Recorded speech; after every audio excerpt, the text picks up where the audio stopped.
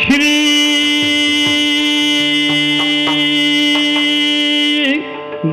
ಗುರುಗಣಾಧಿಪತಿಯೇ ನಮಗ ವಿಘ್ನೇಶಾಯ ಸರಸ್ವತ್ಯೈ ಪಾರ್ವತ್ಯೈ ಗುರವೇ ನಮಗ ದಕ್ಷಿಣಾಮೂರ್ತಯೇ ಚೈವ ಸಕಲ ಕಾರ್ಯಾರ್ಥ ಸಿದ್ಧಯೇ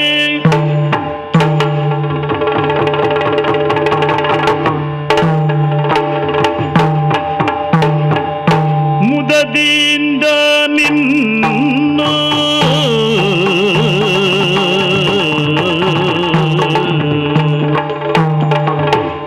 ಮುದದಿಂದ ನಿನ್ನ ಕೊಂಡಾಡುವೆನು ಅನವರತ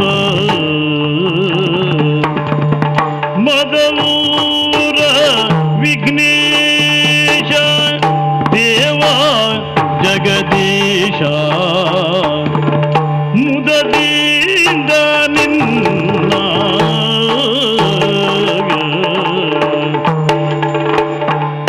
ಬರದಿಂದ ರಕ್ಕಸರ ತಾಂತದಿನದೇ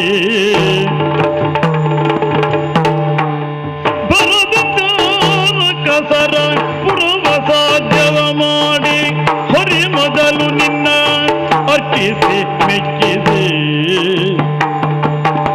ಹರವಿರಂಚಿಗಳೆಲ್ಲ ಜಯತು ಜಯ ಜಯವೆನಲು ವರವಿತ್ತು ಮೆರೆದಿ ಗಣನಾಥ ಪ್ರಖ್ಯಾತ ದೇವ ಜಗದೀಶ ಮುದದಿಂದ ನಿನ್ನ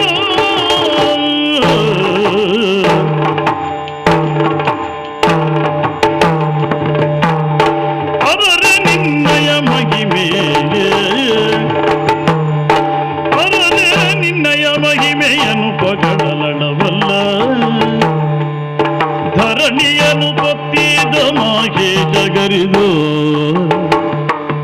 ಹರನ ಸುಕುಮಾರ ಸಕಲಾಗಮಗೆ ಸಾಕಾರ ಧರೆಯೊಳು ವಿಶೇಷ ಮದವೂರ ವಿಘ್ನೇಶ ದೇವ ಜಗದೀಶ ಮುದದಿಂದ ನಿನ್ನ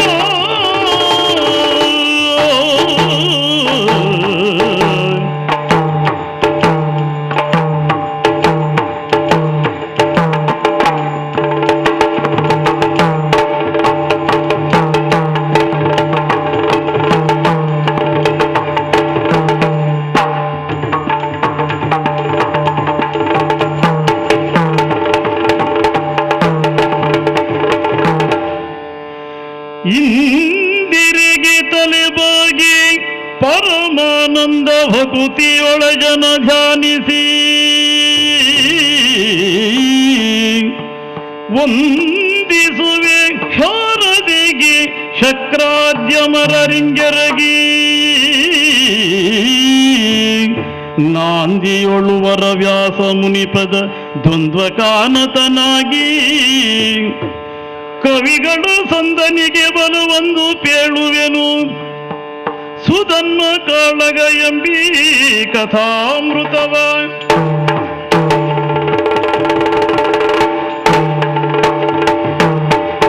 ತೈತೈ ತದ್ದಿನ ಧಾಂ ತದ್ದಿನ ತೈ ತದ್ದಿನ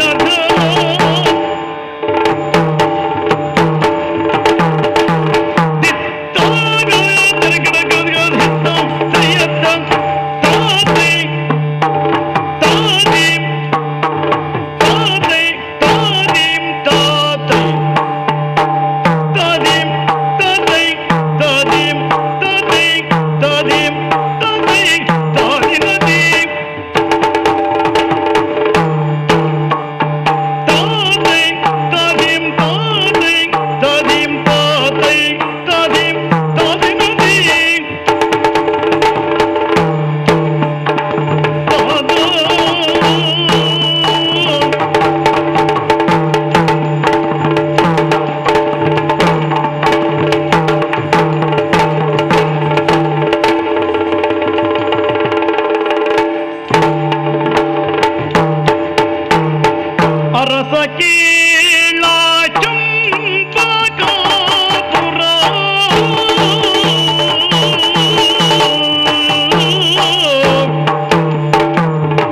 ಅರಸ ಕೀಳ ಚಂಪಕಾಪುರ ಅರಸು ಹಂಸಧ್ವಜ ನೃಪಾಲನು ಅರಸು ಹಂಸಧ್ವಜ ನೃಪಾಲನು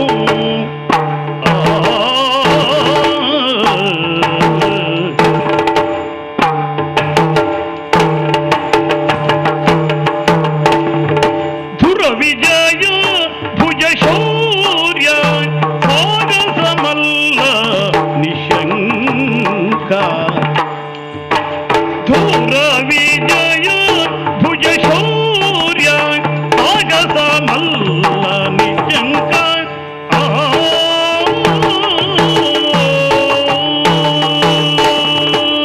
ಶ್ರೀಹರಿಯೇ ನೀನೇ ಕಾಪಾಡು. ಬಹುಶಃ ಈ ಹಂಸಧ್ವಜನದ್ದಲ್ಲ, ಚಂಪಕಾನಾಡಿನ ಯಾವೊಂದು ಪ್ರಜೆಯು ಹರಿನಾಮ ಸ್ಮರಣೆ ಮಾಡಿದ ವಿನಃ ಉಳಿದ ವ್ಯವಹಾರವನ್ನ ಮಾಡುವುದಿಲ್ಲ. ಆ ರೀತಿಯಾಗಿ ಹರಿಯನ್ನೇ ನಂಬಿರುವಂತಹ ನಮಗೆ ಆ ಹರಿ ಜೀವನದಲ್ಲಿ ಯಾವತ್ತೂ ಅನ್ಯಾಯವನ್ನು ಎಸಗಲೇ ಇಲ್ಲ. ತುಂಬಿರುವಂತಹ ಸಭೆಯಲ್ಲಿ ತುಂಬಿರುವಂತಹ ಸಂತೃಪ್ತಿ, ಜನರ ಮನಸ್ಸನ್ನ ತುಂಬಿರುವಂತಹ ತೃಪ್ತಿ, ಇದೇ ಸಾಕಲ್ವೇ ಜೀವನದಲ್ಲಿ ಇನ್ನೇನು ಬೇಕು? ಆದರೂ ಎಲ್ಲರೂ ಒಂದೇ ಒಂದು ಧೋರಣೆಯಿಂದ ಮುಂದುವರಿಯುವುದೇನು? ತಮ್ಮ ಕರ್ತವ್ಯದಲ್ಲಿ ತಾವು ನಿರತರಾಗಿ ಕರ್ತವ್ಯವೇ ದೇವರು ಎನ್ನುವುದಾಗಿ ಆರಾಧಿಸುವುದರ ಮೂಲಕ ಆ ಕರ್ತವ್ಯದಿಂದಲೇ ದೇವರನ್ನ ಕಾಣಬೇಕು ಎನ್ನುವುದೊಂದೇ ನಮ್ಮ ಧೋರಣೆ. ತುಂಬಿರುವಂತಹ ಸಭೆಯಲ್ಲಿ ಆಸೀನನಾಗುವಂತಹ ಭಾಗ್ಯ ಒದಗದಿದ್ರೆ ಅದು ಬಹುಶಃ ಹರಿಯ ಅನುಗ್ರಹ ಅಂತಲೇ ನಾನು ನಂಬಿಕೊಂಡವನು. ಯಾವುದೇ ಕಾರಣಕ್ಕೂ ಪ್ರಜಾವರ್ಗದವರ ಮೇಲೆ ದೌರ್ಜನ್ಯವನ್ನು ಹೇರುವವನು ನಾನಲ್ಲ. ರಾಜ ಪ್ರತ್ಯಕ್ಷ ದೇವತಾ ಎನ್ನುವುದಾಗಿ ತಿಳಿದುಕೊಳ್ಳತಕ್ಕದ್ದು ಎನ್ನುವ ದಾಷ್ಟ್ಯ ಪ್ರವೃತ್ತಿ ನನ್ನದ್ದಲ್ಲ. ಆದರೂ ನನ್ನನ್ನು ರಾಜನಾಗಿರುವ ನನ್ನನ್ನು ದೇವರಂತೆ ಕಾಣುತ್ತಾರೆ ಯಾಕೆ? ಜನಸೇವೆಯೇ ಜನಾರ್ದನನ ಸೇವೆ ಎನ್ನುವುದಾಗಿ ತಿಳಿದು ಆ ಮೂಲಕವಾಗಿ ಜನರಿಗೆ ಬೇಕಾದದ್ದನ್ನು ಕೊಡುವುದೇ ನನ್ನ ಅಧಿಕಾರ ಅಂತ ನಾನು ತಿಳಿದಿದ್ದೇನೆ. ಹಾಗಾಗಿ ಈ ಹಂಸಧ್ವಜ ಭೂಪಾಲನ ಮೇಲೆ ಎಲ್ಲವರಿಗೂ ದೇವರಂತಹ ಭಾವನೆ ಸ್ವಾಭಾವಿಕವಾಗಿ ತುಂಬಿದೆ. ಇಂತಹ ಸಾತ್ವಿಕ ಸ್ವಭಾವವನ್ನು ಹೊಂದದ್ರಿಂದಲೇ ಆಗಿರಬೇಕು. ಸಾಂಸಾರಿಕವಾಗಿಯೂ ತೃಪ್ತಿಯನ್ನು ಶ್ರೀಹರಿ ನನಗೆ ಅನುಗ್ರಹಿಸಿದ್ದಾನೆ. ಮನೆಗೆದ್ದು ಮಾರುಗೆಲ್ಲಬೇಕಂತೆ. ಸಂಸಾರದಲ್ಲೇ ಸರಿ ಇಲ್ಲ ಅಂತಾದ್ರೆ ಮತ್ತು ಪ್ರಜಾವರ್ಗವನ್ನು ಸುಧಾರಿಸುವುದು ಎಷ್ಟೊತ್ತಿಗೆ ಮಹಾರಾಜ ಆದವರು? ಹೌದು, ಸುಗರ್ಭೆಯನ್ನು ಹೊಂದುವುದರ ಮೂಲಕವಾಗಿ 4 ಕುಮಾರರನ್ನು ಹಾಗೂ 1 ಕುಮಾರಿಯನ್ನು ಪಡೆಯುವುದರ ಮೂಲಕ ನನ್ನ ವಂಶ ಬೆಳಗುವಂತೆ ಮಾಡಿದ್ದೇನೆ. ಓಲಗಸ್ತನಾದಂತಹ ಸಂದರ್ಭ, ವಿಶೇಷವಾದ ವಿಷಯ ಏನಾದರೂ ಇದ್ರೆ ಕುಂತಿಸುತನ ತ್ವರದವಾಗಿಯೂ ನಿಂತು ನೋಡು ಜನರು ತಾವೈ ತಂದು ಭೂತಾಂತನಲ್ಲಿಗೆ ಭಿನ್ನಯಿಸಿದರು ವಿಧ ವಿಧದಿ.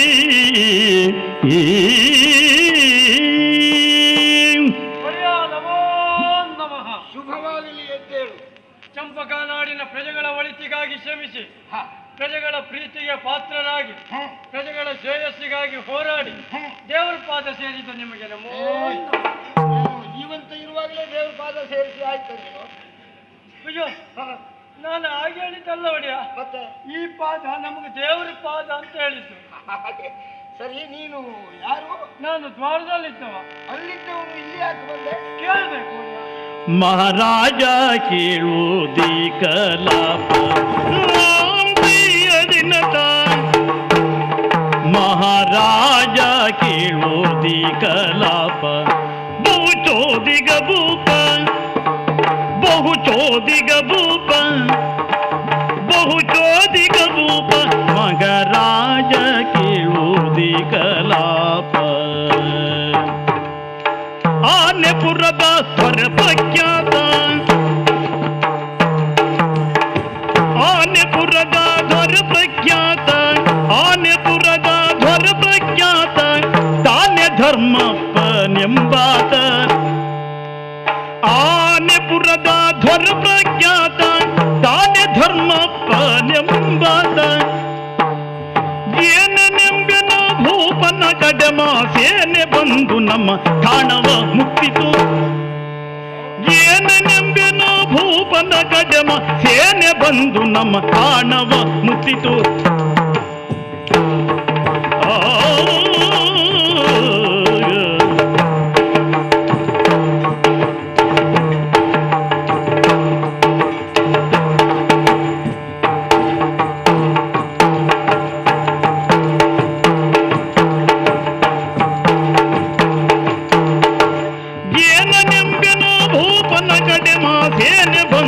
ನಮ್ಮ ಠಾಣವ ಮುಟ್ಟಿತು. ದೂತ ಮಹಾರಾಜ ಕೇಳುವುದು ಈ ಕಲಾಪ ಚೋದಿ ಗಪ್ಪೂಪ.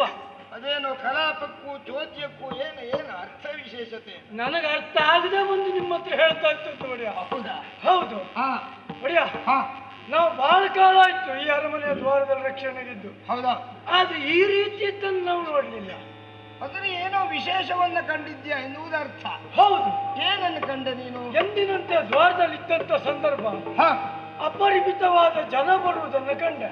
ಓಹೋ ದೂರದಲ್ಲಿ ಹಾ ಮೊದಲು ಏನು ಅಂತ ಗೊತ್ತಾಗ್ಲಿಲ್ಲ. ಹಾ ಹತ್ತಿರ ಬಂದಾಗ ಗೊತ್ತಾಯ್ತು ಹಾ ಜನರಿಂದ ಒಳಗೊಂಡು ಸೇನೆ. ಏನೋ ಸಮೂಹ ಎನ್ನುವುದು ಅರ್ಥ ಆಯ್ತು. ಹೌದು, ಆಮೇಲೆ ಬಂದದ್ದನ್ನು ವಿಚಾರ ಮಾಡ್ಬೇಕೋ ಬೇಡವಾ? ಕರ್ತವ್ಯ ನೀನು. ವಿಚಾರ ಮಾಡುವಾಗ ಗೊತ್ತಾಯ್ತು ಹಾ ಅದು ಸೇನೆ ಎಲ್ಲಿಯತ್ತು. ಹಾ ಇಲ್ಲಿಯತ್ತಲ್ಲ, ಹಾ ಅದು ಆಸ್ತಿ ನಾಸ್ತಿ ಅಂತ ಒಂದು ಊರುಂಟಲ್ಲ. ಅದು ಯಾವುದಾದ್ರು 56ರಲ್ಲೂ ನಾನು ಕೇಳಿದ್ದಿಲ್ಲ. ಕರ್ಪೂರ ಅಂತ ಕರೀತಾರೆ ನೋಡಿ ಅದಕ್ಕೆ. ಕರಿಪುರ ಹಸ್ತಿನಾವತಿ. ಹ, ಹ, ಹ, ಹ, ಹ. ಅಲ್ಲಿ ಅಧಿಕಾರಿ ನಾನೇ, ಧರ್ಮರಾಜ. ನೀನು ಧರ್ಮರಾಯನ? ನೋಡಿಯಾ, ಹಾ ಈ ಜನ್ಮದಲ್ಲಿ ಅವಾಗುವುದಲ್ಲ, ಅವನು ವೇಷ ಮಾಡ್ಲಿಕ್ಕೂ ಯೋಗ್ಯ ಅಲ್ಲ ನಾನು. ಏನಾದ್ರೂ ಅವ ಔದಾರ್ಯ ತೋರಿಸಿದ್ರೆ ಅವನು ದೂತನೇ ಆಗ್ತೀಯ ಬಿಟ್ರೆ. ಅದೊಂದು ಅನುಕೂಲಿದ್ರೆ ಆಗ್ಬಹುದು. ಇಲ್ಲಿ ಧರ್ಮರಾಯ ಎಂಬಾತ ಅಲ್ಲಿ ಅಧಿಕಾರಿ. ಹ, ಆ ಧರ್ಮರಾಯನಿಗೆ ಸಂಬಂಧಪಟ್ಟಂತ ಸೇನೆ ಅಂತ ಗೊತ್ತಾಯ್ತು. ಹೌದು, ಆಗ ನಾನು ವಿಚಾರ ಮಾಡಿದೆ, ಸೇನೆ ಅಂದ್ರೆ ಸೇನೆಗೊಬ್ಬ ಸೇನಾ ನಾಯಕ ಬೇಕೋ ಬೇಡವಾ? ಮುಖಂಡನ ಅನಿವಾರ್ಯತೆ ಇರ್ತದಲ್ಲ. ನನಗೊಂದು ಆಸೆ ಆಯ್ತು, ಧರ್ಮರಾಜನೇ ಬಂದದ್ದು ಹೌದಾದ್ರೆ ಧರ್ಮಕ್ಕೆ ಒಂದೆರಡು ಮಾತಾಡಬಾರ್ದು ಯಾಕೆ? ಸರಿ. ಹಾಗಾಗಿ ಹಾಗಿದ್ದು ಸೇನಾ ನಾಯಕನಾಗಿ ಧರ್ಮರಾಜ ಬಂದಿದ್ದಾನೆ ಕೇಳಿದೆ. ಧರ್ಮರಾಜ ಬರಲಿಲ್ಲ. ಮತ್ತೆ ಬಂದವ ಯಾರು? ಯಾರು? ತಮ್ಮ ಅರ್ಜುನಪ್ಪನಂತೆ, ತಮ್ಮ ಅರ್ಜುನಪ್ಪನಂತೆ ಹೊಮ್ಮಿನವ ನಿರ್ಪನು ಮುಂತೆ, ಹೊಮ್ಮಿನವ ನಿರ್ಪನು ಮುಂತೆ, ಹೊಮ್ಮಿನವ ನಿರ್ಪನು ಮುಂತೆ. ಶಮ್ಯ ನೋಡ್ಬೆವು ಮೊಮ್ಮೆಗೆನುತ್ತವರೆ ಗುಮಿಡುತ್ತಲಿ ನಮ್ಮ ಹೊಮ್ಮ ನಿಲ್ಲಿಸಿದರು. ಶಮ್ಯ ನೋಡ್ಬೆವ ಮೊಮ್ಮಗೆನುತ್ತವರೆ ಗುಮ್ಮಿಡುತ್ತಲಿ ನಮ್ಮ ಹೊಮ್ಮ ನಿಲ್ಲಿಸಿದರು. ಶಮ್ಯ ನೋಡ್ಬೆವ ಮೊಮ್ಮೆಗೆನುತ್ತವರೆ ಗುಮಿಡುತ್ತಲಿ ನಮ್ಮ ಹೊಮ್ಮ ನಿಲ್ಲಿಸಿದರು. ಆಮೇಲೆ ಕೇಳಿದೆ, ಸೇನಾ ನಾಯಕನಾಗಿ ಬಂದವ ಯಾರು? ಯಾರು? ಆಗ ವಿಷಯ ಗೊತ್ತಾಯ್ತು. ಸೇನಾ ನಾಯಕನಾಗಿ ಬಂದವ ಧರ್ಮರಾಜ ಭೀಮನಿಗೆ ತಮ್ಮ. ಏನಂದೆ? ಧರ್ಮರಾಜ ಭೀಮನಿಗೆ ತಮ್ಮ. ಧರ್ಮರಾಯ ಎಲ್ಲವರಿಗೂ ಅಣ್ಣ. ಮತ್ತವ ಹಾಗೆ ಹೇಳಿದ್ನಲ್ಲ, ಧರ್ಮರಾಯ ಭೀಮನಿಗೆ ತಮ್ಮ ಅಂದ ಅಲ್ವಾ? ಹೌದು ಒಡೆಯ, ಭೀಮನಿಗೆ ಧರ್ಮರಾಯ ಅಣ್ಣ. ಧರ್ಮರಾಜ ಭೀಮನಿಗೆ ತಮ್ಮ, ಸಕಲ ಕುಲದೇವರಿಗೆ ಅಣ್ಣ. ಹೌದಪ್ಪ ಮಹಾರಾಯ, ಅವರು ಹೇಳಿದ್ದಕ್ಕೂ ನೀನು ಅರ್ಥ ಮಾಡಿಕೊಂಡದ್ದಕ್ಕೂ ಒಟ್ಟಾರೆ ಪರಿಸ್ಥಿತಿ ನಮಗೆ ಅರ್ಥ ಮಾಡಿಕೊಳ್ಳುವುದು ಕಷ್ಟ ಆಯಿತು. ಅಂದ್ರೆ ನನಗೆ ಅರ್ಥ ಬಂದವನು ಯಾರು ಕೇಳಿದ್ರೆ ಧರ್ಮರಾಜ ಹಾಗೂ ಭೀಮನಿಗೆ ತಮ್ಮ. ನಾ ಹಾಗೂ ಬಿಟ್ಟೆ ಅಲ್ಲ. ನಕುಲ ಸಹದೇವರಿಗೆ ಅಣ್ಣ. ಅಣ್ಣ ಅಂದ್ರೆ ಮಧ್ಯ ಪಾಂಡವಿ ಪಾರ್ಥ. ಪಾರ್ಥ ಮಾಂಸಮಾರ್ಥ. ಇಲ್ಲ, ಅವನ ಉದ್ಯೋಗ ಅದಲ್ಲ, ನನಗೊತ್ತು. ಅವನ ಉದ್ಯೋಗ ಅದಲ್ವಾ? ಅಲ್ಲ, ಲೋಕದಲ್ಲಿ ಪ್ರಚಾರ ಉಂಟಲ್ಲ, ಪಾರ್ಥ ಮಹಾಸಮರ್ಥ. ಅವನೇ ಈ ಸೇನೆಗೆ ಸೇನಾ ನಾಯಕನಾಗಿ ಬಂದ. ರಥಾಶ್ವ ಅಸ್ಥಿ ಪದಾತಿ ಎಂಬ 4 ಸೇನೆ ಉಂಟು. ಸೇನಾ ನಾಯಕನಾಗಿ ಅರ್ಜುನ ಇದ್ದಾನೆ. ಆದರೂ ವಿಶೇಷವಾಗಿ ಹೊಮ್ಮಿನವರಲ್ಲಿದ್ದಾರೆ. ಹೌದು, ನಮಗೆ ನಿನಗೆ ಹೇಗೆ ಗೊತ್ತಾಯ್ತು? ಅದು ನನ್ನ ದೊಮ್ಮಿಳಿದ ಮೇಲೆ ಗೊತ್ತಾಯ್ತು. ಅಂದ್ರೆ ನಾವು ಕೈ ಮುಂದಲ್ಲ, ನಮಗೆ ಇರ್ಬೇಕದು. ನಮ್ದು ಕೈ ಮುಂದಾಗ ಹೋಯ್ತು, ತೊಂದ್ರೆ ಆಗ್ಲಿಲ್ಲ. ಬಾಳ ಕೈ ಮುಂದಾದ್ರೆ ಅಷ್ಟೊತ್ತಿ ಹಿಂದೆ ಹೋಗ್ತದೆ ಅಂತ ತೋರಿಸ್ಕೊಟ್ರು ಅವರು. ಹೌದು, ನಿಮ್ಮ ಹಮ್ಮನ್ನು ನಿಲ್ಲಿಸಿದ್ರು. ನಮ್ಮ ಹಮ್ಮನ್ನ ಇಳಿಸಿದ್ರು. ಆಮೇಲೆ ಗೊತ್ತಾಯ್ತು, ಧರ್ಮರಾಜ ಮಾಡುವ ಯಾಗದ ಕುದುರೆಗೆ ಬಂದಂತಹ ಸೇನೆ ಅದು ಅನ್ನೋದು ಗೊತ್ತಾಯ್ತು. ಅಂದ್ರೆ ಕುದುರೆ ಸೇನೆಯ ಬೆಂಗಾವಲಿಗಾಗಿ ಬಂದಿರುವಂತಹ ಸೇನೆ. ಹೌದಾ? ಆ ಸೇನೆಯನ್ನ ನೇತಾರ ಅರ್ಜುನ ಅದನ್ನೆಲ್ಲ ಕೇಳಿದ ಮೇಲೆ ನಿಮ್ಮಲ್ಲಿ ಒಂದು ಭಿನ್ನ ಹೊಡೆಯ